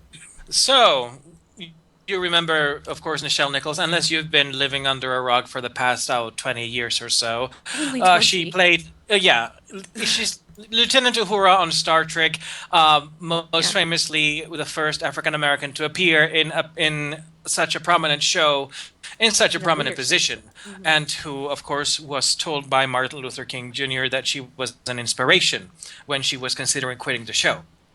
She was also the first person, the female part of the first black-white kiss on television. Yep. It happened with William Shatner, but nobody's perfect. Yeah. He was considered sexy at the time. Yes. It was shot shortly after he came back from vacation, so he wasn't wearing the stretch spandex. Yeah. So, Nichelle Nichols, who has been an ambassador for NASA for ages, and if you were alive during the 80s and were a kid during the 80s, you might remember her doing a lot of campaigns to get both girls and minorities interested, and children in general interested in the space program. She is going to fly on the Sophia Space Telescope in September. I'm so excited. I know. Now keep in mind, this is right on the heels of her having had a stroke. Yes. Yeah. She had a minor stroke, but the week after that, she was at a convention. And she said she was going to be at the convention, and now she's going to be the closest. She's not going to go into outer space, but she's going to be around 50,000 above the Earth. Yeah. She revealed her about this mission during her Ask Me Anything on Reddit, probably before the Reddit implosion. She said, Sophia does not sadly fly into space. It's an airborne observatory inside a 747 flying as high as possible. She was in a similar flight before, back in 1977. And she's going to see if she can share her experience online as she is doing it. So, great job, Nichelle Nichols. We love you. Don't die, ever. Please don't. Please I know don't. we're slowly losing Star Trek people, and we need you. We need you. Don't leave Yeah. us. Exactly. So moving on from the high points of cinema to yeah. Before I I even Okay. still plan to see this. well, I've seen it, and I will give my review. But before we get to my review, Mouse, take. You gave me like 700,000 articles on this. And before we even get to my review, just take it. Take it. So, okay, well, first of all, I'm going to mention this. One of the worst movies of all time, Alone in the Dark, ranks at 1% on Rotten Tomatoes. Fantastic Four is at 9%. So, like 8% difference. This is the kind of disaster we're talking about. Several days before the movie came out, you had actors saying, well, the movie's not going to be critically well received because it's like we're trying to make it an intellectual movie and like they don't like that kind of thing. 6 hours before this catastrophe launched, Josh Trank, who who was fired from Star Trek for Star Wars.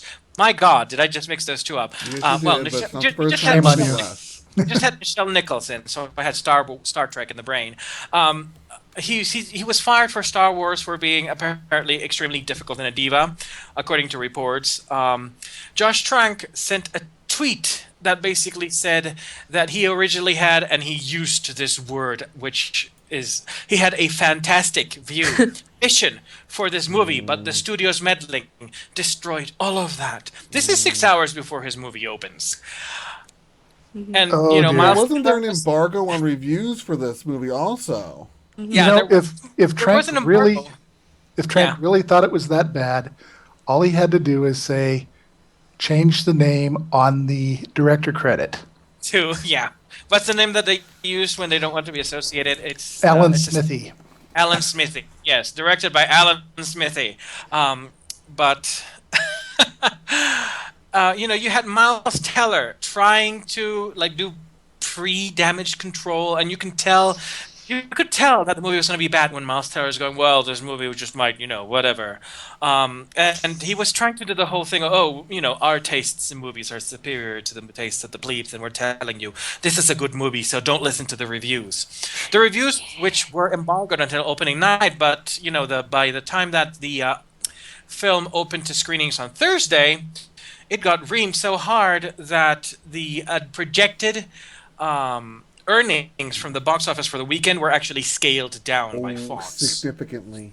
Significantly. So now, with that in mind, let's listen to the review. All right, I saw this movie because I figured, with as much as we were planning on talking about it, then one of us should have seen it. So I went and watched it after work yesterday. We thank you for your sacrifice. Yeah, thank you. Thank you. My financial Thank you. cost and my waste of Thank you. time. I have $20 per week for spending money, and I don't want to spend it on something. Well, this is We're going to where spend my it on Like, and Ant-Man today. Yeah, we're going to So- Ant-Man instead. So I went into this. I tried to go in with a clear mind. I went in with the understanding this was not Marvel Earth 616 Fantastic Four. So that aside, I had no issues with the racial changes and all that stuff. I could have cared less. The entire beginning of this storyline just smacked of Project Almanac. Project Almanac has the distinction of being the first movie in 20 years that I've simply walked out of because I got bored. Oh. Oh, dear. And I like time travel movies. I'm like, I don't care. And ironically, Project Almanac was all about relationships. This one was not even remotely about relationships, and it still smelled like it. So a lot of this was fairly contrived emotional connections, and the whole Ben and Reed being best friends was kind of, oh look, they're best friends. Why? I don't know. Who cares? Whatever. Because they shared a magical moment around a disintegrating tiny car. I don't get it. Did they forget the show not tell? I guess they did. told They and show didn't not show. tell. Yeah. So the and then really, but I watched it and I'm like going, okay, it's in the meh category. It's not bad, it's not good, but it's a distraction. And then the entire ending was, it's like, this happens every once in a while when I'm watching a movie. It's like somebody wrote a screenplay and then went, oh shit, I've got 20 minutes to wrap this up. Battle! Battle occurs here. And that was really the entire, it's like, in battle, boom. And it was sort of, there was no real lead into it. It just kind of smack happened. And I'm trying to say this without spoilers, but it was such a tacked on battle. It had no weight to it. At no time did I worry about any of the characters because I didn't care about them anyways. The only character I actually liked of the Fantastic Four group was Sue Storm. I thought she was the best, the most well acted of the characters. And because I've always had a soft spot for Sue Storm's character in all Fantastic Fours. But I thought she was the best played out. Johnny was okay. Ben was okay. Reed was whatever the F Reed was. Reed's always been lackluster to me to begin with, and he was even less lackluster here. Or more lackluster, lacking of luster. There was a lot of it. And then not only was the battle, the boss battle, completely tacked on, the conclusion was like, oh, now we need an end. The end happens. And I'm like, okay, what? Were you writing two different plots and then said, oh, stuff, thing here? And because it was literally just tack. We need to end this now and done. So it really, I was in the mid category until the battle, and then I'm like, okay, it sucked. So basically, they took the parts of the Ultimate Fantastic Four that made it different from the other Fantastic Four stories that they used for the other movie, or the other pair of movies, and they kind of stuffed those in and then juggled some stuff and then came out and said, oh, this is your movie now. See, I would have actually enjoyed this more if they took one more aspect from the Ultimate Fantastic Four and made Reed actually legitimately insane. Yeah. If he were legitimately insane, I'd be like, okay, what the hell's he going to do next? I got to watch this. I didn't really catch that he was that insane in the Ultimates, but I didn't go past a certain point. Well, he got more insane as it went along. Well, and they carried that over into the with Civil War. They carried that over into the regular universe, but A little bit, yeah. No, he was brain dead during Civil War. no, he was the villain behind it. He was showing Doctor Doom that he could be a better villain. I know that never made sense. But actually, one of my favorite reviews about this movie is have you guys watched The Lost Skeleton of Cadavra? Never even heard of it. You keep mentioning that thing, and I haven't. Okay. This is a 2001 movie that is patterned after the 1950s B bad science fiction movies. And it's freaking hilarious because it sends up everything. And the main character there, the doctor, I forget his name now, but it was played by Larry Blamire, Dr. Paul Armstrong. He made the reviewer said he made a better Reed Richards than the Reed Richards in this movie.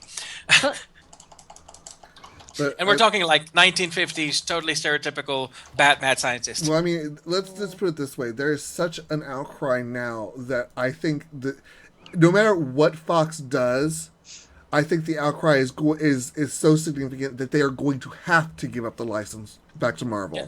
Like what happened with Spider-Man. You know, it's like there's only so much you can screw up a franchise. Fox. I mean, X-Men. Sony. The X-Men redeemed themselves. They've gotten back on track from. Well, just because they brought someone in to rescue them from the horrible things they that they had replaced done. the entire team. Well, I mean, you bring in somebody who knows what the hell they're doing and realizes this is a superhero movie, not a story about people who happen to be superheroes. DC, DC, listen to this. This is what's this is what's coming to you. Learn the lesson, Wow. DC, before it happens. So, moving on to other movie news for Marvel, we have Civil War, the announcement of who is on whose side in Captain America's Civil War. This puzzles the hell out of me. And the announcement is on Captain America's team, we have Captain America, Hawkeye, Falcon, Scarlet Witch, Winter Soldier, and Ant-Man. And yet, on Iron Man's side, we have Iron Man, Vision, Spider-Man, Black Widow, and War Machine. Now, Why is Vision? Oh well. Well, I mean, let's begin with we kind of started talking about this before the show even went on the air, and I was complaining that Spider-Man being on Iron Man's side did not make sense to me because this isn't the Spider-Man that we had in the comics. This is a brand new Spider-Man who hasn't even had his first movie yet. His first movie comes after this, and if you're going to unless you're going to change the fundamental concept, because it's still, as I understand it, about registration of superheroes. I mean, so unless you're going to change that concept, having Spider-Man, who is brand new, come out and say, "Hey, I'm Peter Parker," tee-hee, unless it's not the Spider-Man you're going to get in the new movies. Yeah. Here's the question then: is registration going to be public knowledge? That's a good Because question. if it's not public knowledge, if the information in the databases isn't public, and we all know how well government databases are never ever intruded in, but if it's not intended to be public knowledge, but simply a way for the government to find you when you go off the rails, that is somewhat different. That's not the same as the Civil War in Marvel, where It was public knowledge, yeah. But when everything was supposed to be Although- put into the public domain. But if we go, I just had a really bad mental image that I have to share with you. Peter Parker, registering as Spider-Man, then of course the information being hacked into by China. Suddenly, like 20 million Chinese girls are looking at pictures of of Peter Parker and like fanboying over him because Because they would. because they would. Oh God, Well, Marvel, make this happen. See, but the thing is, then if we go with the concept that the government has your identity, Black Widow being on Iron Man's side doesn't make sense to me. Because she's a spy, and she doesn't have a real identity. Yeah, although I think she was outed publicly. Yeah. All of her aliases. I think she's created more at this point. Were outed at the end of Captain America: Winter Soldier, right? Was it Winter Soldier? yeah, Yeah, Winter Soldier. something like And that. you have to remember, she could be a double agent working for Captain America. Well, in then this. again, I do believe I saw something about somebody being a traitor. So that's yeah. So they could be saying that she's the traitor to her, what? The country she was formed by doesn't exist. Yeah. So I Well- guess she's probably. My money is on her being the double agent spying on Tony for Captain America, because at the end of Winter Soldier, basically she said her loyalty was completely with Steve Rogers. Because I don't see Captain America, Hawkeye, and Falcon ever splitting up. That's the triple Yeah. throat job right there. Scarlet Witch, I think, is going to want to keep her identity secret. Winter Soldier definitely is going to want to keep his identity secret. Oh yeah. And Ant-Man, being a former criminal, Yeah. is not going to want his identity known. Although, his family already knows, and some of the cops already know. But I don't know. I still think I'm still going to see it, and I still think it's going to be a great movie. I'm just kind of like, I don't get it. How are you going to set We'll this see. up? Yeah, we'll see. We'll see how they set it up. And you do remember that they had contingency plans for and without Spider-Man. Oh, yeah. So they probably had, well, if we get control of Spider-Man at this point, this is how we're going to play it. So it's not like they've basically, oh my God, we got Spider-Man now. How would we fit him in here? No, Well, I'm going to be honest. Marvel has their credit with me, so I'm Yeah. willing to give them the slack to do what they got to do. DC still hasn't earned that. And Yeah. Fox has lost it long ago. Yeah, And- and Sony finally admitted, okay, we fucked up. Here, have him back. But on top of that, the funny thing was, is I saw an article from regarding George R. R. Martin commenting on Marvel's villains, and I just thought it was funny. He was complaining that he's tired of seeing the villains that match the heroes. He's like, okay, now you got Yellow Jacket, who was a good enough villain, but come on, he's got Ant-Man's powers, and Hulk fought the Abomination, who had Hulk's powers, and Iron Man fights this dude who has his powers, and he's like, for God's sake, I want to see, a movie where the hero and the villain have drastically different powers, and he said that's going to be a lot more exciting to watch, and I agree with him. That was the first Fantastic Four movie. It was kind of the second one too. Yeah. But then again, they weren't well written though. No, that's the point. The X-Men, when you have a bunch of characters, that one, I think, is when you can see it. But I think when Marvel is doing the one-on-ones, I think they're doing it to actually try and give the power set itself more screen time. Yeah, and it's also, and a lot of these are, of course, the introduction of the characters. So it's more of an arena to really show off what the powers can do.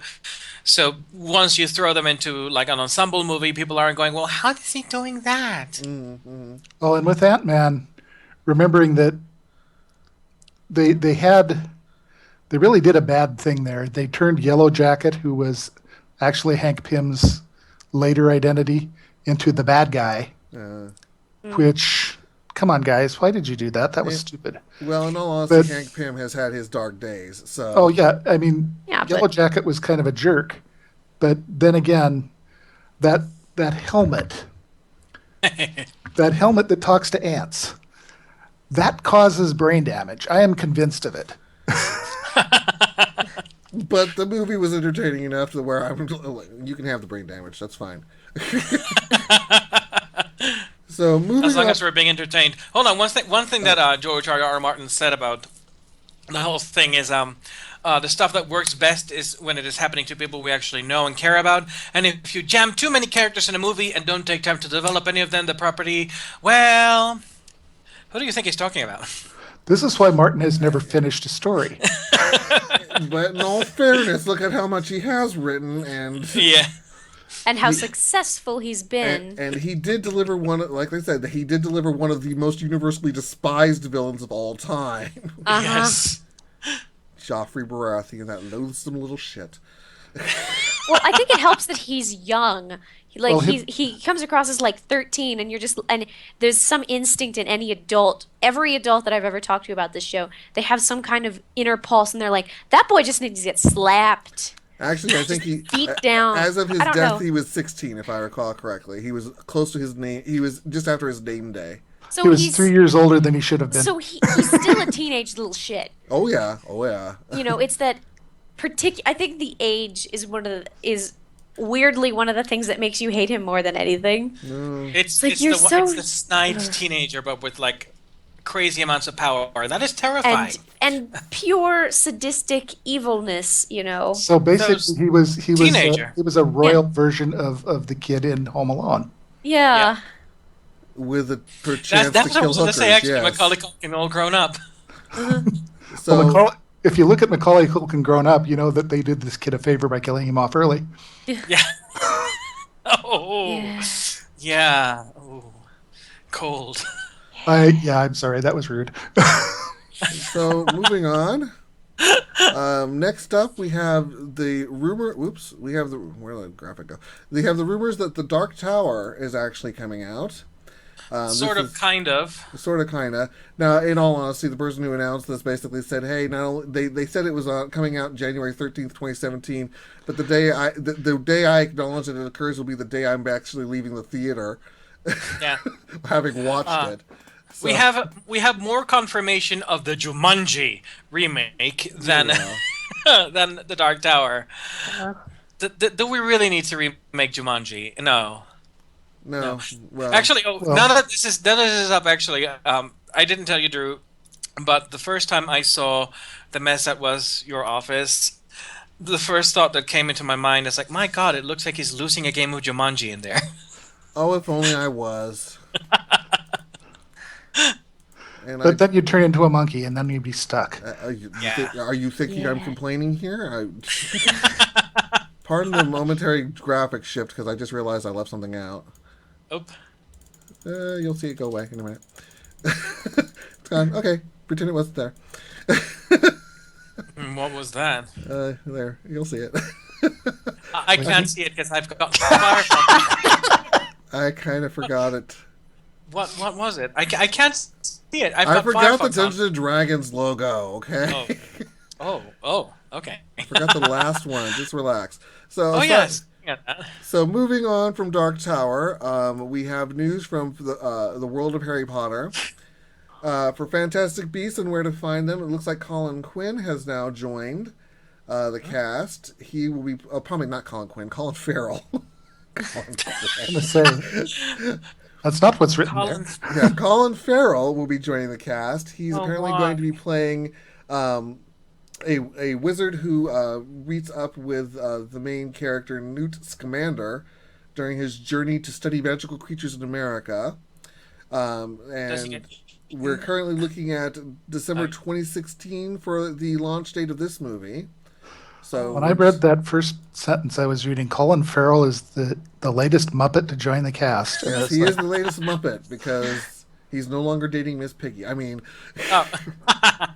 No, we failed to cover that. Did you hear that? I don't even believe in Muppets. oh, come on, Muppets are real. The fictional Muppets are relationship real. between Kermit and Miss Piggy, I don't know. But we cannot be remiss in our hard-hitting geekalism. Miss think Piggy and that- Kermit have decided to leave one another so they can date other species. Miss Well- Piggy and Kermit have been bearding each other for years. Yeah. I think they're just setting up for another Muppets movie. Oh no, this is for the show. This is This is for the show. This for Oh, the fine TV then, show. for the new show, so that we can watch them grow together again. Oh well, And- the- Hard to get. the They're thing We'll is- Muppets. start out at least with a girl pig named Cindy. yeah, they've already given him another girlfriend. I want him to start. I want him to start dating Janice. You know, the Muppet who looks like Ann Coulter. The Muppet who Actually- looks like Ann Coulter. Don't insult Janice. My God. Really? She looks Because like she looks like she's on drugs. You know, she's in a rock band. She looks like she's on drugs. I want to see that relationship play out in the Muppet Show. I have always thought that, She that looks- Janice was supposed Janis to be Joplin Suzanne with straight hair. Summers. Yeah, she does look like yeah. That is the inspiration. But come on, I want to see that relationship actually played out. Oh, Lord. actually the Muppet Janice looks exactly like every blonde girl that I knew in high school. Oh God, where did you go to high school? Meth High? Montana. Okay, yeah. He went to high school at College and Lip Academy. Okay, no. Okay, how about this? Kermit and Animal. I want to see that relationship. Yeah, no. Kermit and Dr. Teeth. No, we're just going to let that one go. Yeah. Moving We on. don't know about what happens in the back rooms, and we don't care, We don't. Well, you except know, when it's on camera. Kermit and Scooter, I'm telling you. Moving on. Pacific Rim. I'm still on my kaiju watch.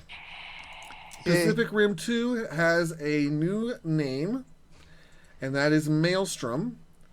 So the concept now is that, or at least the universal belief is that instead of the kaiju coming out of a big hole in the ocean, that we're going to get a big maelstrom of some sort that the kaiju are going to come out of. And keep in mind, this storyline is meant to be taking place some years after the conclusion of Pacific Rim 1, where we're dealing with a world free of kaiju, and everyone is trying to figure out what to do with the Jaegers and all that, and aside from having Jaeger bombs and And Jägermeisters. and Jägermeisters and all that sort of fun stuff. So we're still trying to figure out what's going on with this, but apparently no casting has been announced. But Charlie Hunnam and Rinko Kikuchi and Charlie Day and Bern Gorman all want to return, or I guess are all expected to return. Or it's not necessarily what they want to. They're expected to return. And there's entirely a possibility of Ron Perlman returning as well. dear. So because it's Guillermo del Toro's, and Guillermo del Toro loves Ron Perlman. So Who doesn't love Ron Perlman? I had a huge crush on him in the 80s when he was playing The Beauty and the Beast. But you never saw him without the makeup. I know, that's true. I thought he looked Speaking better of in the makeup. though, he has recently does. recently announced that he wants to play Hellboy again. Well, that's Nice. shocking. They can make a third movie. Yep. So hopefully it happens. Who knows? All he has to do is chat up with freaking Dark Horse and Del Toro. And he'll be coming at you Whatever. like a dark horse. Damn it! I said that. Man, please. I need Hellboy 3. Now, mind Yeah. you, let's see. Or 8 too. Del Toro is currently working on debuting his haunted house horror story Crimson Peak, which comes out later this year, which I'm actually kind of curious. I saw the trailers for that, and I'm like going, I don't know what this is, but I need to see it. It is disturbing on so many levels, and I do not like horror movies. Yeah. Let's see. It's kind of funny because Guillermo del Toro is like this huge teddy bear of a man. You just don't imagine him coming up with all of these it's the quiet hellscape ones. visions. It's the quiet ones you have to worry the most about. The quiet Really. ones. And of course, you've heard of what happened between Guillermo del Toro, Hideo Kojima, and Konami, very, very quick thing about Konami having recently been declared one of the worst places to work at in Japan. Guillermo del Toro is reportedly devastated because of what happened to the Silent Hill movie. Yeah. And you don't devastate Guillermo del Toro. That's just Silent no. Hill movie? Yeah. They were working on On a third movie? well, Guillermo del Toro. So It just like saying that. it would have been actually good Because he's the with best one to say it. Guillermo Guillermo del Toro. Guillermo. Guillermo del Toro, hombre, ole. The sad thing is that in order to work on Pacific Rim 2, Guillermo del Toro, I'm going to say it too, had to drop his plans to work on Justice League Dark. I don't know if that's sad. I don't know I if that's think sad. he could have pulled off a cool Justice League Dark. Yeah, but he would have Warner Brothers sitting on him. Well, And you left out the H when you said that. Yeah. so there's my kaiju watch for the week, and now up to our last graphic, which I forgot about and had to shove in there at the last minute. Yeah. Dungeons and Dragons. Now, if you want to take this one? Yeah, so there has been a 10-month trial over who owned the rights to Dungeons and Dragons, and now that it finally resolved, Warner Brothers announced Monday that they are working on a Dungeons and Dragon movie. God have mercy on our souls. See, the first couple of Dungeons and Dragons movies I actually really enjoy because they're nothing but camp. They're pure camp. There is a scene in I think the second one where the heroes are trying to get away from from security Whatever. Yeah. people. Generic guard number 5. Yeah, generic guards number 5, and they're in a bar, and they literally just in order to get away, they don't start a bar fight by like going up to the biggest guy and be like, "Hey, that guy said." No, they just walk in and they just go, "Bar fight!" And then everybody's like, "Okay," pick up their stuff and they just go at it. Like everybody who's just best friends with someone else. Like, well, someone said bar fight. I just gotta break your nose. That's shorthand though. It's kind of A party meets in a bar Like- concept. So I'm curious to see if they're gonna try to actually take Dungeons and Dragons super seriously because I don't This know. is Warner Brothers. Again, they will. Yeah, So I don't this know- is the people behind Harry Potter and the Lord of the Rings. So they will and take it also- inappropriately seriously. Yeah, these are the yeah. people who were like, this is not a movie about superheroes, but about... It is not a superhero movie, but about people who are superheroes. dun Yeah. dun dun. This Dun, is dun, dun. This is not a story You know about why. fantasy people, but about people Who are in a fantasy Like dark and Really gray super Dungeons dark, and yes. Dragons. Like I don't get it. Next, I mean, That's redundant. what are they gonna do? Are they gonna You pull know up they're Call gonna of reach Cthulhu? for. They're gonna hire some hack composer, and have them singing fake Latin in the background, "Ah, fortuna," over and over. That's exactly what it's going to turn into. And then there's going to be some poser dragon involved, and it will fly around a Yes. lot, and somebody will throw one sword, and it will magically hit the spot that causes the poser dragon to fall down and die, so that they don't have to have interactions with it. They're just going to Defeat confuse spot. Dungeons and Dragons with Call of Cthulhu. So here's the thing. Oh God!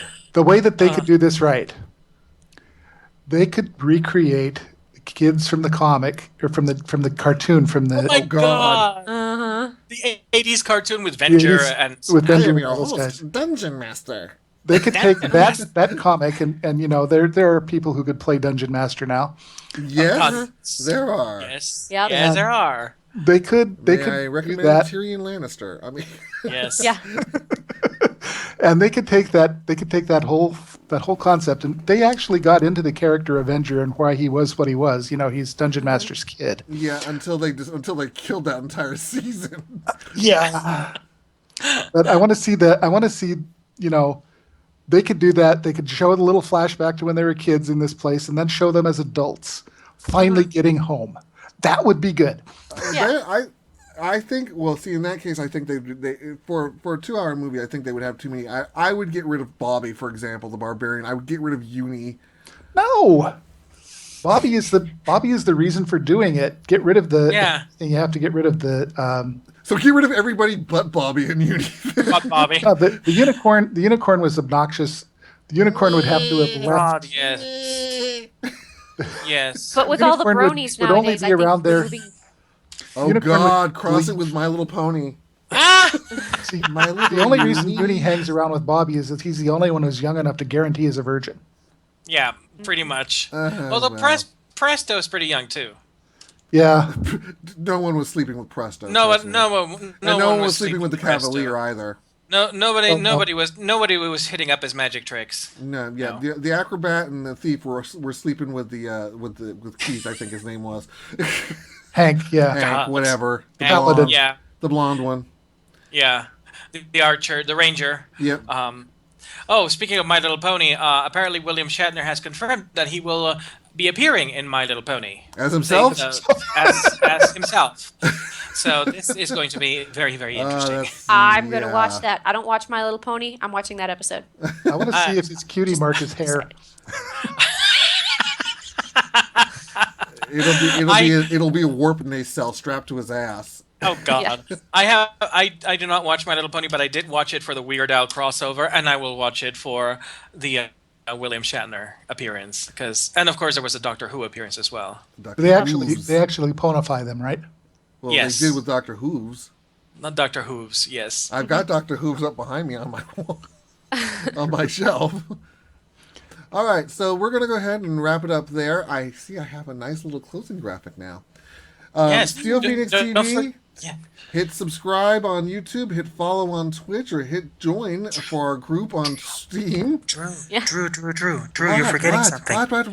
What? This, What? the thing you were going to announce. You forgot I'm to not announce it. done. Oh, okay.